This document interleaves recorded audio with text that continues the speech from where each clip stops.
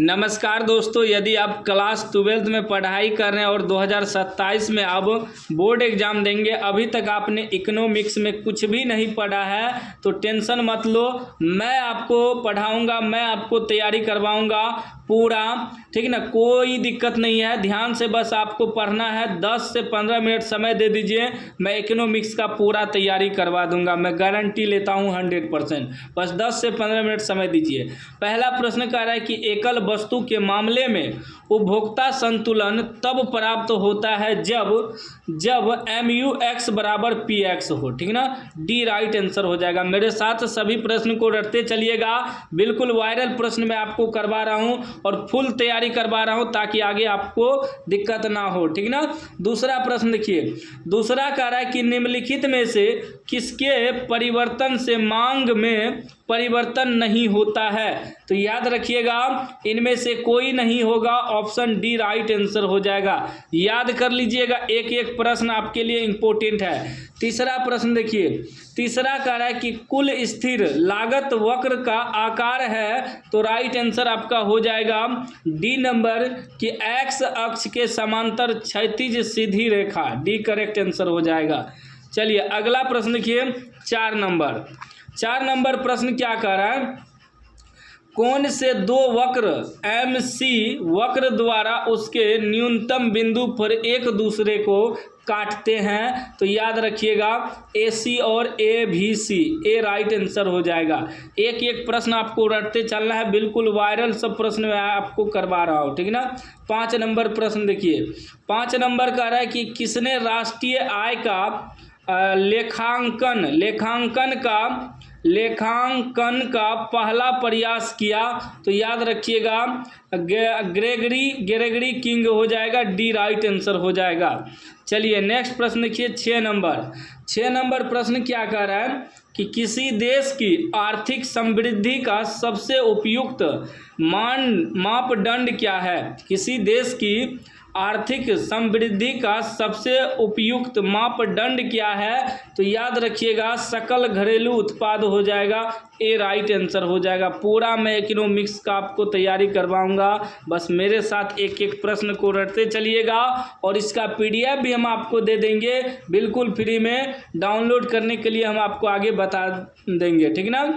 7 number का आय की असमानताओं को कम करने के लिए कौन सी नीतियाँ उपयोगी है। तो याद रखिएगा सार्वजनिक वितरण नीतियाँ उपयोगी है। बी राइट आंसर हो जाएगा।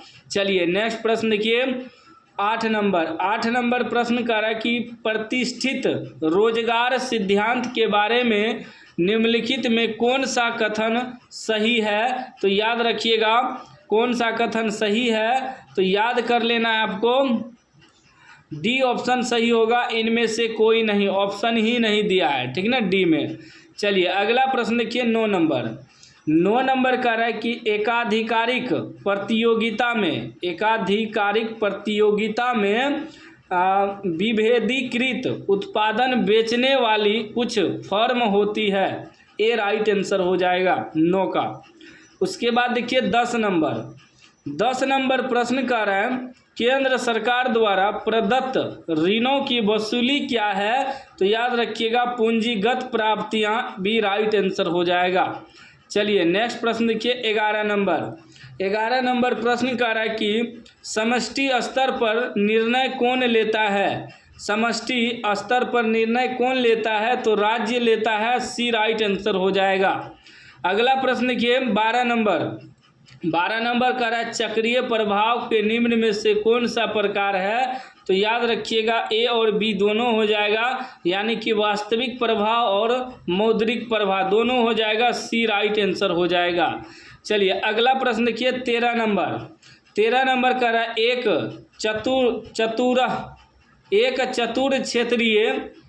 चतुर क्षेत्रीय या खुली अर्थव्यवस्था में संतुलन की शर्त है।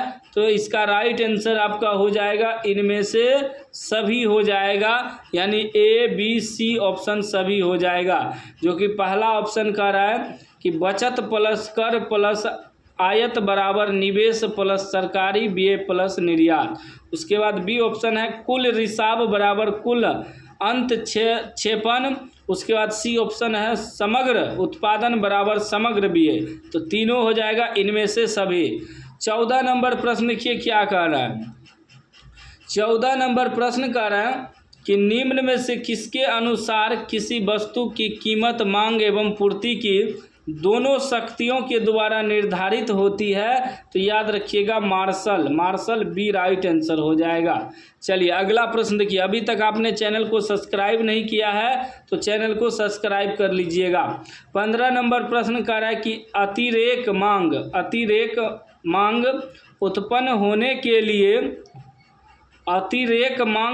होने के निम्न में से कौन सा कारण है, तो आपका कारण क्या हो जाएगा, इसका क्या कह रहा है कि अतिरेक मांग उत्पन्न होने के निम्न में से कौन सा कारण है, तो इनमें से सभी कारण हो जाएगा। क्या हो जाएगा, इनमें से सभी कारण, यानी कि मुद्रा की पूर्ति में वृद्धि, सार्वजनिक व्यय में वृद्धि, करों में कमी, ठीक है ना, सभी हो जाएगा इनमें से सभी।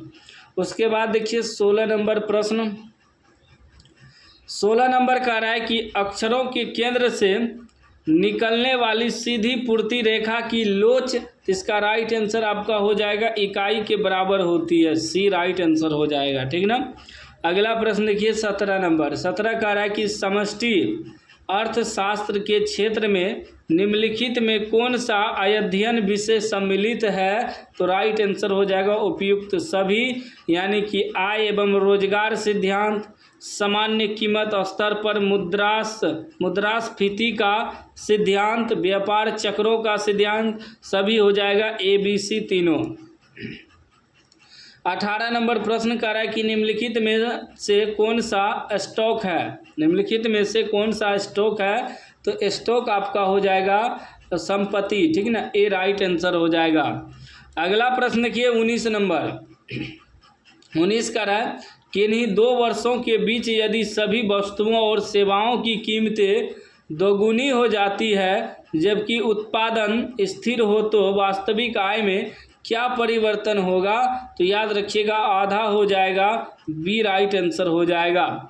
चलिए नेक्स्ट प्रश्न देखिए 20 नंबर, 20 नंबर कह रहा है कि घिसावट व्यय निम्न में से किसमें सम्मिलित रहता है, तो याद रखिएगा GNP MPA राइट आंसर हो जाएगा। चलिए नेक्स्ट प्रश्न देखिए 21 नंबर, 21 नंबर प्रश्न कह रहा है कि सरकार के राजस्व के अंतर्गत कौन सा कर शामिल है, तो याद रखिएगा इनमें से सभी हो जाएगा, आय कर भी हो जाएगा, निगम कर भी हो जाएगा, सीमा शुल्क भी हो जाएगा, ठीक है ना। उसके बाद देखिए आपका 22 नंबर प्रश्न कह रहा है कि एक लेखा वर्ष में किसी देश की घरेलू सीमा में सभी उत्पादकों द्वारा जितने भी अंतिम वस्तुओं और सेवाओं का उत्पादन होता है जिसमें मूल्यह्रास भी शामिल होता है, उनकी बाजार कीमत के योग को कहा जाता है, तो याद रखिएगा GDP MP कहा जाता है, ए राइट आंसर हो जाएगा। चलिए नेक्स्ट प्रश्न देखिए 23 नंबर, 23 नंबर का रहा है NDPFC बराबर, इसका राइट आंसर हो जाएगा डी हो जाएगा NDP MP घिसावट, ठीक ना, डी राइट आंसर हो जाएगा, याद कर लीजिएगा। अगला प्रश्न देखिए 24 नंबर का रहा है किस अर्थव्यवस्था में एक वर्ष के अंतर्गत उत्पादित अंतिम वस्तुओं तथा सेवाओं के बाजार मूल्य हो सकते हैं, तो याद रखिएगा कुल घरेलू आय, सी राइट आंसर हो जाएगा।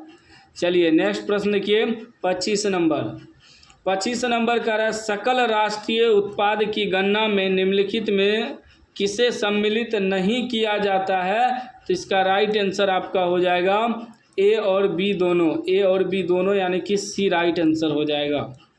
अगला प्रश्न देखिए 26 नंबर, 26 नंबर कह रहा है कि अर्धनिर्मित वस्तुएं क्या कहलाती है, अर्धनिर्मित वस्तुएं जो है मध्यवर्ती वस्तुएं कहलाती है, बी राइट आंसर हो जाएगा। नेक्स्ट प्रश्न देखिए 27 नंबर, 27 नंबर कह रहा है कि बैंक के कुल जमा का वह अंश जो बैंक जमाकर्ताओं को देने के लिए नगद रखता है क्या कहलाता है, तो सांविधिक तरलता अनुपात, ए राइट आंसर हो जाएगा। चलिए अगला प्रश्न देखिए 28 नंबर, 28 कह रहा है सट्टा के उद्देश्य से मुद्रा की मांग किस पर निर्भर करती है। सट्टा के उद्देश्य से मुद्रा की मांग किस पर निर्भर करती है, तो बाजार ब्याज दर पर। सी राइट आंसर हो जाएगा। अगला प्रश्न देखिए 29 नंबर। 29 नंबर का अर्थव्यवस्था में उत्पादित सभी अंतिम वस्तुओं तथा सेवाओं का सामान्य मापदंड क्या है, तो याद रखिएगा मुद्रा यानी कि रुपया। डी राइट आंसर हो जाएगा। चलिए अगला प्रश्न देखिए 30 नंबर। 30 नंबर का निम्न में से कौन साख नियंत्रण की विधि नहीं है। साख नियंत्रण की विधि नहीं है तो विज्ञापन हो जाएगा। सी राइट आंसर हो जाएगा। अगला प्रश्न देखिए 31 नंबर। 31 नंबर कह रहा है कि निम्नलिखित में कौन सा साख नियंत्रण का परिणात्मक उपाय नहीं है, तो हो जाएगा आपका नैतिक दबाव। सी राइट आंसर हो जाएगा। अगला प्रश्न देखिए 32 नंबर। 32 कह रहा है किसने कहा मुद्रा वह धुरी है जिसके चारों ओर समस्त अर्थ विज्ञान चक्कर काटता है। इसका राइट आंसर आपका हो जाएगा मार्शल, यानी कि डी करेक्ट आंसर हो जाएगा। चलिए अगला प्रश्न देखिए 33 नंबर। 33 नंबर कह रहा है कि मौद्रिक नीति के प्रमुख उद्देश्य हैं। मौद्रिक नीति के प्रमुख उद्देश्य हैं तो इनमें से सभी हो जाएगा। उत्पादन एवं रोजगार में वृद्धि, विदेशी विनिमय दर की स्थिरता, मूल्य स्थिरता। ठीक ना, तीनों हो जाएगा, यानी कि डी राइट आंसर हो जाएगा। अगला प्रश्न देखिए 34 नंबर। 34 नंबर कह रहा है भारत में 1 रुपये का नोट जारी करता है तो भारत का वित्त मंत्रालय। बी राइट आंसर हो जाएगा। याद करते चलिएगा एक एक प्रश्न। चैनल को भी सब्सक्राइब कर लीजिएगा। 35 नंबर कह रहा है साख निर्माण से साख निर्माण से तात्पर्य बैंकों की उस शक्ति से है जिसके द्वारा वे गौण जमाओं का विस्तार करते हैं। बी राइट आंसर हो जाएगा। नेक्स्ट प्रश्न देखिए 36 नंबर। 36 कह रहा है भारत में कौन सा बैंक साख सृजन करता है, तो याद रखिएगा व्यावसायिक बैंक। बी राइट आंसर हो जाएगा। अगला प्रश्न देखिए 37 नंबर। 37 नंबर कह रहा है किस वर्ष में भारत में 14 बड़े अनुसूचित व्यावसायिक बैंकों का राष्ट्रीयकरण किया गया, तो याद रखिएगा 1969। सी राइट आंसर हो जाएगा। अगला प्रश्न देखिए 38 नंबर। 38 कह रहा है व्यापारिक बैंक के प्राथमिक कार्य निम्नलिखित में कौन से हैं, तो उपयुक्त सभी हो जाएगा। डी राइट आंसर हो जाएगा, यानी कि जमाएं स्वीकार करना, ऋण देना, साख निर्माण सभी हो जाएगा। ठीक ना। चलिए अगला प्रश्न देखिए 39 नंबर। कह रहा है कि निम्नलिखित में कौन सा कर प्रत्यक्ष कर है। प्रत्यक्ष कर आपका हो जाएगा उपहार कर। बी राइट आंसर हो जाएगा। चलिए नेक्स्ट प्रश्न देखिए 40 नंबर। 40 नंबर कह रहा है कि निम्न में कौन सरकार द्वारा उधार लेने के कारणों की ओर ध्यान आकर्षित करता है, तो राजकोषीय घाटा। ए राइट आंसर हो जाएगा। चलिए अगला प्रश्न देखिए 41 नंबर। 41 नंबर कह रहा है कि निम्नलिखित में से कौन सा कर राजस्व है। राजस्व कर आपका निर्यात शुल्क हो जाएगा। ए राइट आंसर हो जाएगा। चलिए अगला प्रश्न देखिए 42 नंबर। 42 कह रहा है निम्न में से किसमें निजी एवं सार्वजनिक क्षेत्र सह अस्तित्व होता है, तो याद रखिएगा मिश्रित अर्थव्यवस्था। सी राइट आंसर हो जाएगा। नेक्स्ट प्रश्न देखिए 43 नंबर कह रहा है कि ऐसे व्यय जो सरकार के लिए किसी परिसंपत्ति का सृजन नहीं करते हैं कहलाते हैं, तो राजस्व व्यय कहलाते हैं। ए राइट आंसर हो जाएगा। चलिए नेक्स्ट प्रश्न देखिए 44 नंबर। 44 नंबर कह रहा है निम्नलिखित में से कौन सा सरकार का पूंजीगत व्यय है। पूंजीगत व्यय हो जाएगा मशीनरी व्यय। सी राइट आंसर हो जाएगा। नेक्स्ट प्रश्न देखिए 45 नंबर। 45 कह रहा है बजट निम्न में से कौन सा शब्द है। बजट जो है आपका फ्रेंच शब्द है। सी राइट आंसर हो जाएगा। नेक्स्ट प्रश्न 46 नंबर। 46 कह रहा है निम्न में से कौन अप्रत्यक्ष कर है। अप्रत्यक्ष कर आपका उत्पादन शुल्क हो जाएगा। सी राइट आंसर हो जाएगा। नेक्स्ट प्रश्न देखिए 47 नंबर। 47 कह रहा है कि एकाधिकारी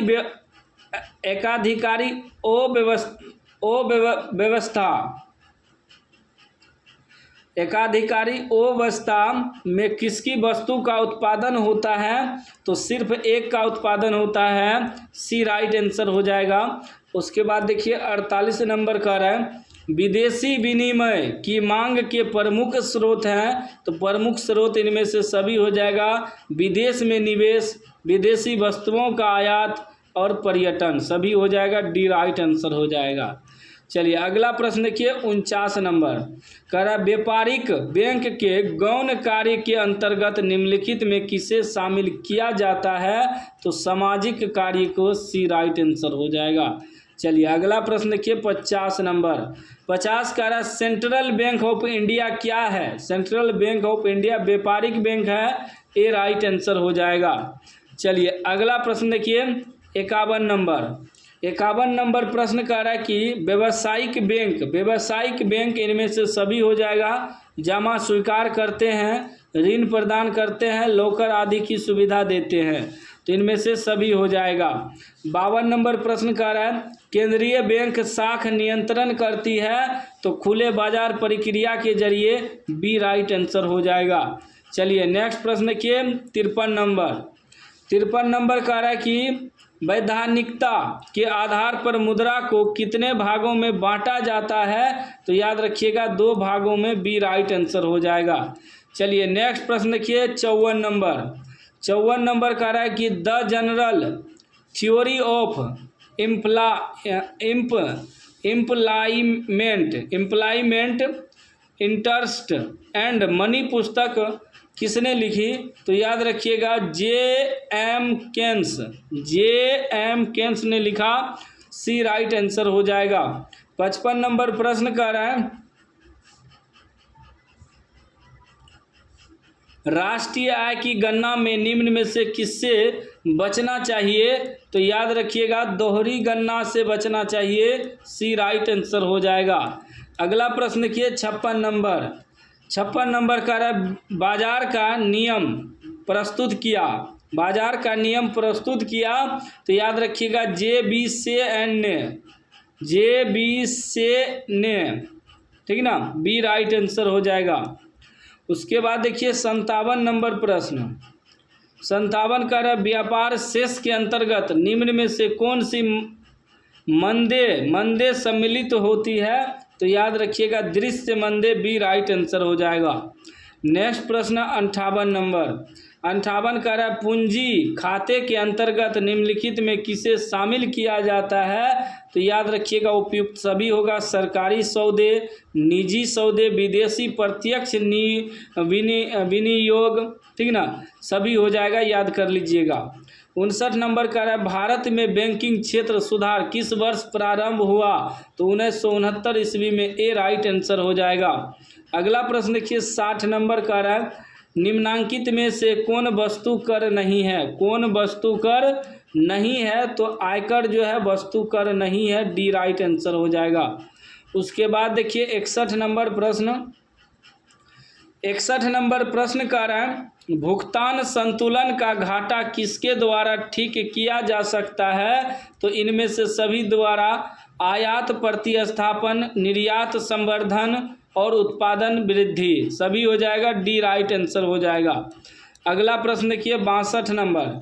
62 नंबर का आर्थिक वृद्धि की अवधारणा अर्थशास्त्र में किनके द्वारा प्रस्तुत की गई? तो याद रखिएगा एडम स्मिथ द्वारा, ए राइट आंसर हो जाएगा। चलिए अगला प्रश्न देखिए 63 नंबर का रहा है मांग की लोच कितने प्रकार की होती है? मांग की लोच जो है वह बी और सी, मतलब 3 और 5 प्रकार की होती है, डी राइट आंसर हो जाएगा। 64 नंबर प्रश्न कह रहा है कि विश्व की सभी अर्थव्यवस्थाएं कैसी अर्थव्यवस्थाएं हैं? तो याद रखिएगा मिश्रित अर्थव्यवस्थाएं हैं, सी राइट आंसर हो जाएगा। अगला प्रश्न 65 नंबर समष्टि अर्थशास्त्र के अध्ययन का क्षेत्र क्या होता है? तो याद रखिएगा संपूर्ण अर्थव्यवस्था का उत्पादन आय तथा कीमतों का स्तर होता है, ठीक ना। डी राइट आंसर हो जाएगा। 66 नंबर प्रश्न कह रहा है कि माइक्रोज जिसका अर्थ होता है छोटा, निम्न में कौन सा शब्द है, तो ग्रीक शब्द है, बी राइट आंसर हो जाएगा। चलिए अगला प्रश्न देखिए 67 नंबर।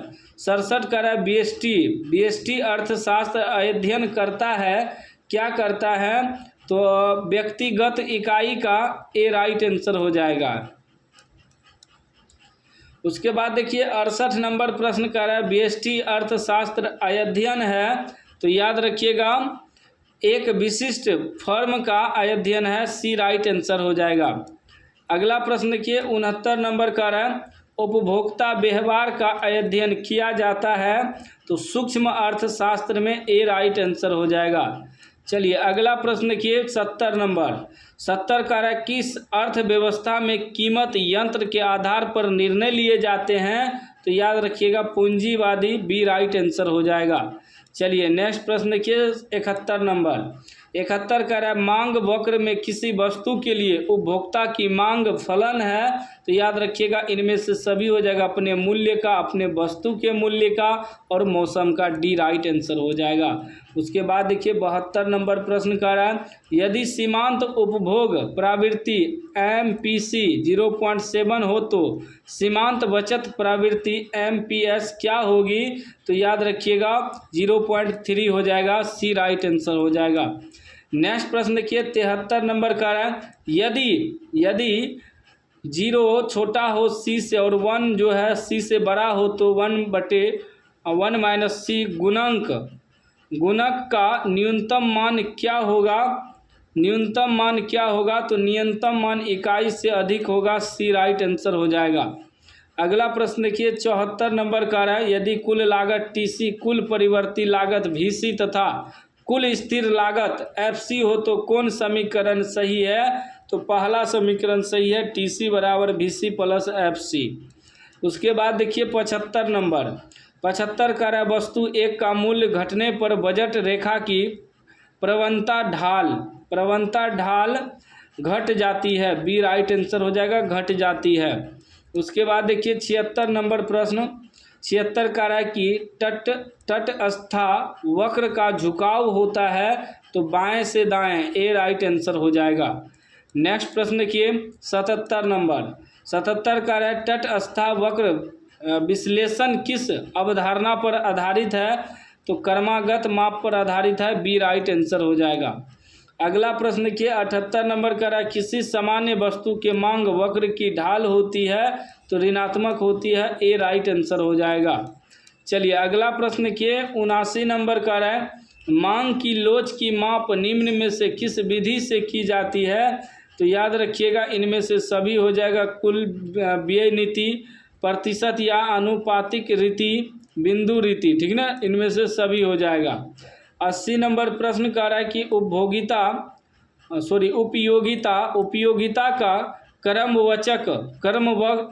उपयोगिता का कर्मवाचक सिद्धांत निम्न में से किसने प्रस्तुत किया, तो याद रखिएगा हिक्स एवं एलन, बी राइट आंसर हो जाएगा। उसके बाद देखिए 81 नंबर प्रश्न का है वस्तु की आवश्यकता पूर्ति की क्षमता को कहते हैं उपयोगिता कहते हैं, बी राइट आंसर हो जाएगा। चलिए नेक्स्ट प्रश्न देखिए 82 नंबर। 82 नंबर का आय बढ़ने पर उपभोक्ता किन वस्तुओं की मांग घटा देता है, तो याद रखिएगा गिफिन वस्तु की, सी राइट आंसर हो जाएगा। 83 नंबर प्रश्न का है गुणात्मक साख नियंत्रण के अंतर्गत निम्नलिखित में किसे शामिल किया जाता है, तो याद रखिएगा इनमें से भी हो जाएगा, प्रत्यक्ष कार्रवाई भी हो जाएगा, उसके बाद साख की राशनिंग भी हो जाएगा, ऋणों की सीमांत आवश्यकता में परिवर्तन भी हो जाएगा, तीनों हो जाएगा, ठीक ना। 84 नंबर का है सम सीमांत उपयोगिता नियम को कहते हैं, तो ए और बी दोनों कहते हैं, यानी कि गोसेन का दूसरा नियम, प्रतिस्थापन का नियम, ए और बी दोनों होगा, यानी कि डी राइट आंसर हो जाएगा। उसके बाद देखिए 85 नंबर प्रश्न का रहा है कि मार्शल के अनुसार किसी वस्तु की मार्शल के अनुसार किसी वस्तु की उपयोगिता को मुद्रा में मापा जा सकता है, ए राइट आंसर हो जाएगा। चलिए अगला प्रश्न देखिए 86 नंबर। 86 कह रहा है कि उपभोक्ता के बचत के सिद्धांत का प्रतिपादन किसने किया, तो याद रखिएगा मार्शल ने किया, ए राइट आंसर हो जाएगा। अगला प्रश्न देखिए 87 नंबर। 87 नंबर कह रहा है कि सीमांत उपयोगिता कैसे निकालते हैं, तो त्रिभुज TU बटे त्रिभुज Q, ए राइट आंसर हो जाएगा। उसके बाद देखिए 88 नंबर कह रहा है कि लोचपूर्ण विनिमय दर के निम्नलिखित में कौन सा गुण है, तो याद रखिएगा A B दोनों गुण होगा, यानी कि सतत समायोजन और सरल प्रणाली दोनों हो जाएगा। उसके बाद देखिए 89 नंबर कह रहा है कि उत्पादन फलन में उत्पादन किसका फलन है, तो उत्पत्ति के साधनों का फलन है, बी राइट आंसर हो जाएगा। उसके बाद देखिए 90 नंबर प्रश्न कह रहा है जो वक्र पहले बढ़ता है फिर स्थिर होकर घटता आरंभ करता है वह कौन सा वक्र कहलाता है, तो ये सभी कहलाता है APP MPP TPP, सभी हो जाएगा, डी राइट आंसर हो जाएगा। अगला प्रश्न देखिए 91 नंबर प्रश्न कह रहा है निम्न में से कौन सा कथन सत्य है, तो आपका कथन जो सत्य होगा AC बराबर AFC plus AVC, D right answer हो जाएगा। 92 नंबर प्रश्न कह रहा है फर्म का लाभ निम्नलिखित में किस शर्त को पूरा करने पर अधिकतम होगा, तो याद रखिएगा दोनों AB दोनों, यानी कि सीमांत आगमन बराबर सीमांत लागत वक्र सीमांत आगत रेखा के नीचे से काटती है, ठीक ना, दोनों हो जाएगा AB दोनों, सी राइट आंसर होगा।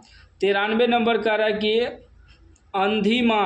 अंधिमान वक्र अक्ष के मूल के सापेक्ष कैसी रेखा होती है, तो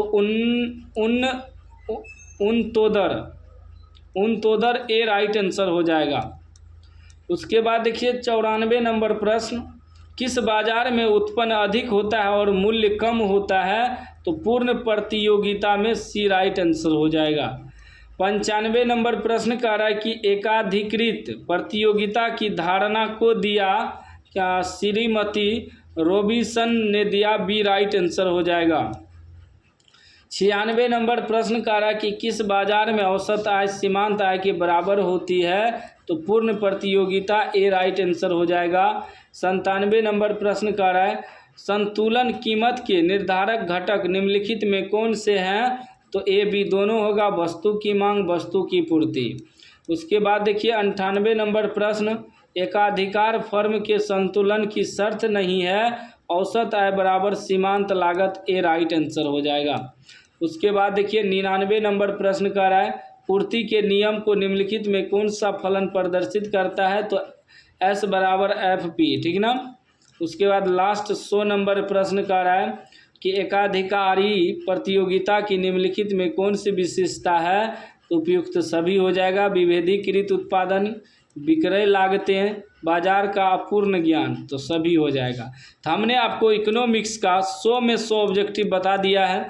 PDF यदि आपको लेना है तो गूगल पे सर्च करना है ऐप खबर लिख के गूगल पे सर्च मारना है, appkhabar.in वेबसाइट पे जाके डाउनलोड कर लीजिएगा।